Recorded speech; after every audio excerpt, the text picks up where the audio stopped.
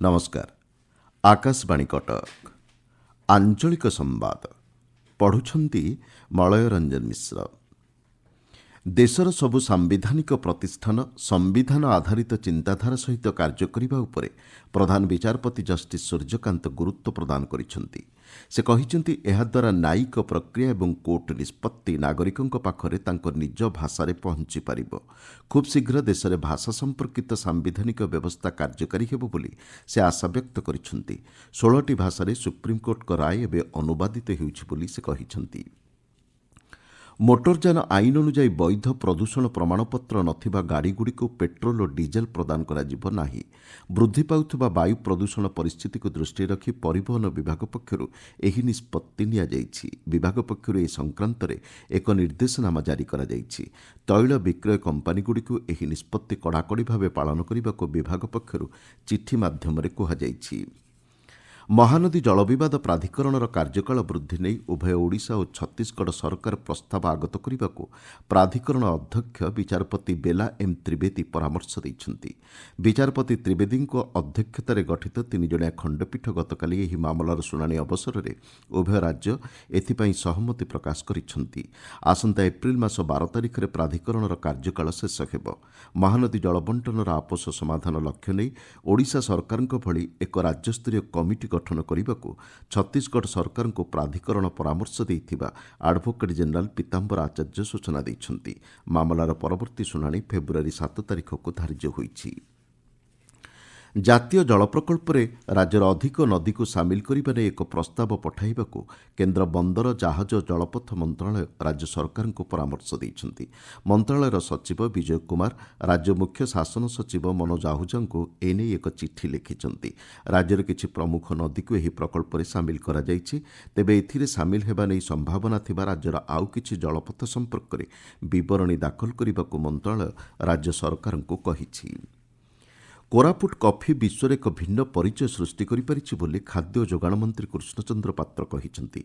कोरापुट रे चलिथिबा जातीय स्तरीय आदिवासी लोक महोत्सव परब्र तृतीय संध्यारे गतकाली जोगदेई मंत्री श्री पात्र ଏହା कहिसेंति। ଏହି अवसर श्री पात्र आयोजित पल्लीश्री मेला को परिदर्शन करिसेंति। संबलपुर जिले में धान किणा प्रक्रिया सुरुखुरे चलिथिबा जिलापाल सिद्धेश्वर बलिराम बोंदर कहिसेंति।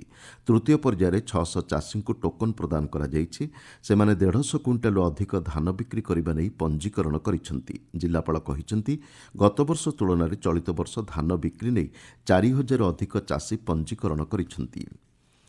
गंजाम जिले में वनाग्नि प्रतिहत करने लक्ष्य ने एक बैठक जिलापाल भि कीर्तिभासन अध्यक्षतार अनुष्ठित हो जाइछि।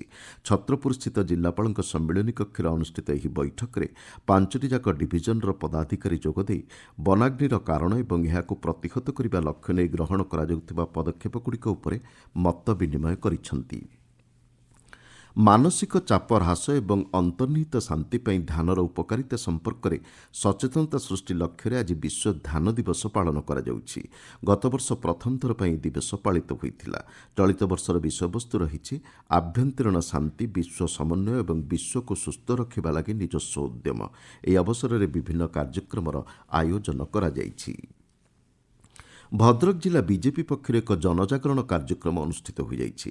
राजघाट स्थित गोशाला छक और धामनगर ब्लक धुसुरीठारे अनुष्ठित यह कार्यक्रम में उच्चशिक्षा मंत्री सूर्यवंशी सूरज और विधायक सीतांशु शेखर महापात्र जोगदे स्वतंत्र भोटर तालिका संशोधनर आवश्यकता उपरे आलोकपात करिसेंति। नवरंगपुर जिला कोसागुमुड़ा सरकारी उच्च माध्यमिक विद्यालय अष्टम जिलास्तरीय जूनियर रेडक्रॉस शिक्षा और प्रशिक्षण शिविर अनुष्ठित हो जाइछि। जिला शिक्षा विभाग आनुकूल्य आयोजित यह कार्यक्रम में एक शोभायात्रा और सफेई कार्यक्रम अनुष्ठित होइछि। राज्यर विभिन्न जिले में कुहुड़ी जनित सड़क दुर्घटना को प्रतिहत करने लक्ष्य नहीं परिवहन विभाग पक्षर एक मार्गदर्शिका जारी करा जाइछि। विशेषकर सुंदरगढ़ झारसुगुड़ा कलाहांडी कंधमाल कोरापुट और संबलपुर आदि जिलार विभागीय अधिकारी को स्वतंत्र पदक्षेप ग्रहण करने को परामर्श दि जाइछि।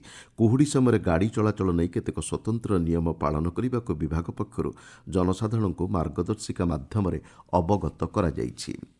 କର୍ମକ୍ଷେତ୍ରରେ ମହିଳାଙ୍କ ସୁରକ୍ଷା ସମ୍ପର୍କିତ ଆଇନ ଉପରେ ଜନସଚେତନତା ବୃଦ୍ଧି ଲକ୍ଷ୍ୟ ନେଇ ଏକ କାର୍ଯ୍ୟକ୍ରମ ଗଞ୍ଜାମ ଜିଲ୍ଲା ବ୍ରହ୍ମପୁର ମହାନଗର ନିଗମ ନୂତନ ସମ୍ମିଳନୀ କକ୍ଷଠାରେ ଅନୁଷ୍ଠିତ ହୋଇଯାଇଛି।